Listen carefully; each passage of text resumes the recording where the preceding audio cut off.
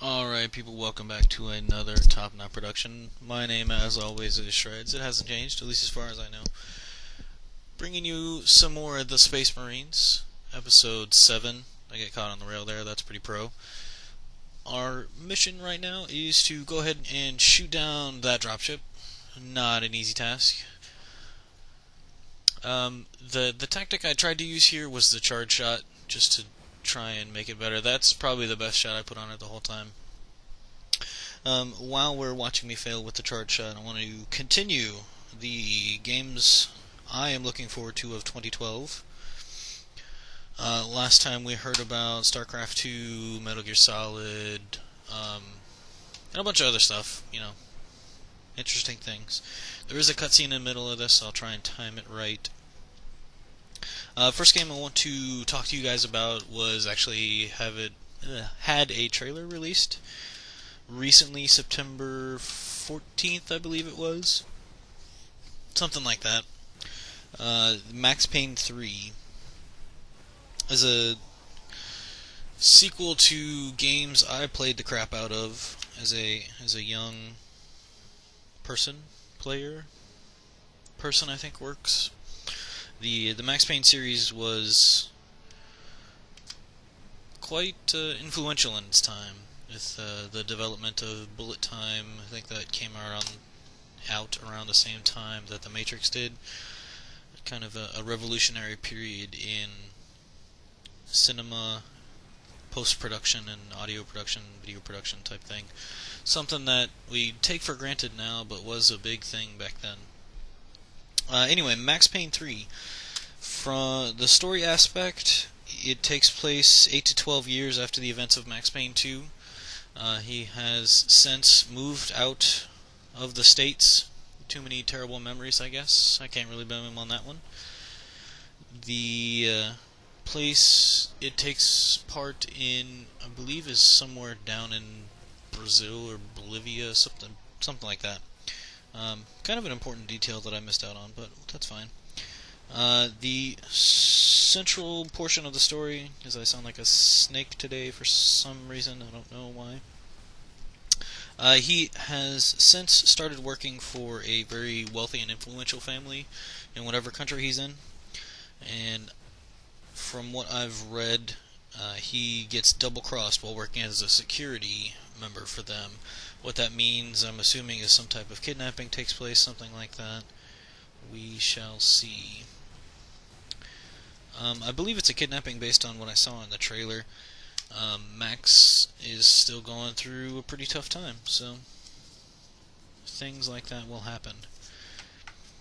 The only really interesting information that I was able to find on this was that they had released information, I believe last year, 2010, that the original voice actor for Max Payne would not be returning. That, however, that rumor was destroyed, or that release was destroyed in May 2011 from a statement in Edge magazine by that voice actor stating he would be returning. So that's good, we get the same voice. It's not really a cutscene, it's more of an explosion going on. Cutscene is coming up soon, though. I'm looking forward to this game, to see it applied with new engines, hopefully some changes in the mechanics. It's not more of the same that we got so many years ago. Those were good games, but I don't think they'll hold up in current times. Hopefully we'll see I know we'll see improved graphics. That was proved by the trailer. Hopefully we'll see some type of multiplayer mode better than what we got in Max Payne 2. Here is the demo. Here's the demo. No, here's the level you actually played in the demo. And those who played in the demo know as soon as you walk down this ramp there's a cutscene. So I'm hoping Max Payne 3 turns out to be a worthy successor to the duo that was released early on in my gamer years. Here is a cutscene for your enjoyment.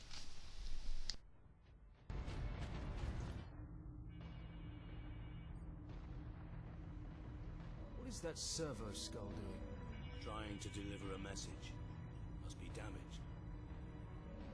The seal of the Inquisition. Interesting. What What is the Inquisition doing here?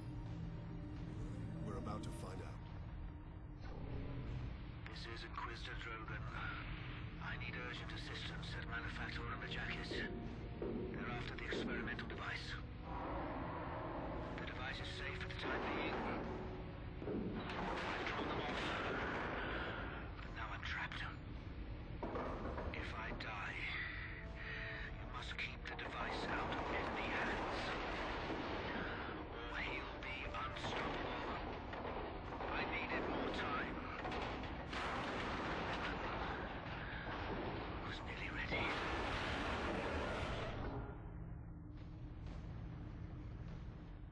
An experimental weapon. We need to find the Inquisitor before the Orcs do.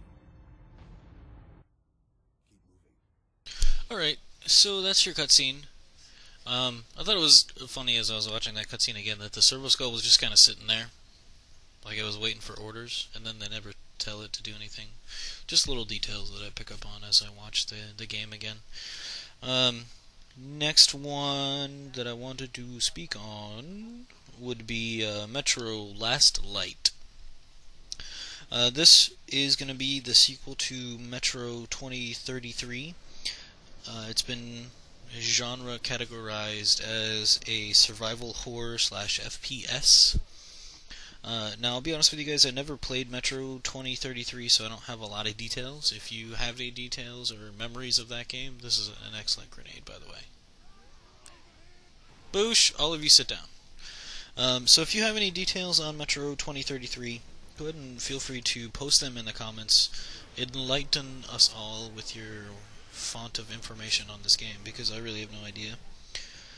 From what I've heard about Metro Last Light, it will have nothing to do with the book that was written as the sequel to Metro 2033. The book titled Metro 2034. Makes sense, right? Sequential order. But it actually will not be based on that storyline. Last Light picks up after the quote-unquote bad ending of Metro 2033. The goal of the game will be to search for what they called the prisoner, which is apparently a person or a thing that is supposed to be the key for survival for this game. You can tell I really don't have a lot of information on it. Sounds like there's some kind of alien infestation into the future Earth, and they are trying to fight off the dark beings, I believe they called them, and they have to search for this light extruding item or key, or so the prisoner is what they called it. Don't have a lot of information. If you got the info, fill us in the comments. We will love you long time. Next thing I want to talk at you guys about, as I have a couple minutes here, is actually an MMO I had not heard of until I was looking over the release list for 2012. It's called The Secret World. It's a little more ominous than what the details imply, but I like the title. It's kind of a tease. It doesn't really give you much information, but makes you raise an eyebrow and go, ooh, tell me more. So I will tell you more. This is an MMO going to be developed by Funcom, the guys who brought you Anarchy Online and the Age of Conan. Age of Conan wasn't really a huge success as far as MMOs go. Enunciation is key. And, well, that partially due to some control and video issues, and also the fact that it was going up against World of Warcraft, which was, and kind of still is, in its heyday at this time. Secret World is going to be different than most MMOs. They've described it as a blend of MMO gameplay with alternate reality gaming and social networking. They've changed up the formula with this. There's actually going to be no classes or levels for that. So you're just going to be a person. You're not going to be, take World of Warcraft for example. There's no warriors. There's no rogues. There's no hunters. There's no anything like that. You're just a person, and you develop your character from there. This being a rather ambitious goal, they decided to pursue because they want to avoid the grind feeling that you get when you play MMOs. They didn't want any of that. To do that, they've made everything quote-unquote skill-based, whether that means you'll have to do things repeatedly in order to skill them up to become proficient at it, or what they're going to do with that. They didn't really give a lot of information. They've said that pretty much every aspect is going to be customizable, from your clothing to your weapons to your supernatural powers. Story for this game is got about another minute and 15 seconds in the video here, is essentially that there's different factions in the game, and there's a quote-unquote fight between good and evil that's going on for the future of the world. And it's a plot that's been developing over the past thousands of years, including ancient civilizations. Good and evil is going to be the faction-based, as well as monsters, so they said there would be things including vampires, demons, and zombies. Where they're going with that, I'm not sure. A couple of interesting things they claimed. Faction change you'll be able to do on an existing character. I don't know if it'll be a pay transaction, or if it will be just something you can choose. And they made the claim this will require more attention than conventional, or should say contemporary MMOs. So what that means I'm not sure, but I'll leave you to contemplate that.